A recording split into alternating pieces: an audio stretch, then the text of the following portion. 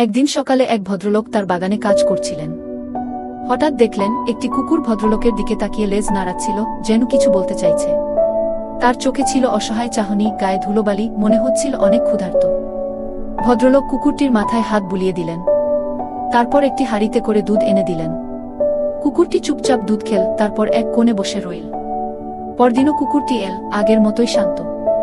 ভদ্রলোক এবারও তাকে খাবার দিলেন। এরপর থেকে কুকুরটি ওই বাড়ির সামনেই থাকত, পাহারা দিত। এক রাতে সবাই ঘুমিয়ে পড়লে চুপি চুপি একটি চোর বাড়ির ভেতরে ঢুকতে চাইল। কিন্তু সাহসী কুকুরটি টের পেয়ে গেল। সে সঙ্গে সঙ্গে ঘেউ ঘেউ করে চিৎকার করতে লাগল। ভদ্রলোকের ঘুম ভেঙে গেল। তিনি জানালা দিয়ে তাকিয়ে চোর দেখতে পেলেন। তাড়াতাড়ি তিনি পুলিশে ফোন করলেন। পুলিশ এসে চোরকে ধরে নিয়ে গেল। সবাই কুকুরটিকে বাহবা দিল। ভদ্রলোক আদর করে বললেন, তুই শুধু কুকুর না, তুই আমার রক্ষাকর্তা।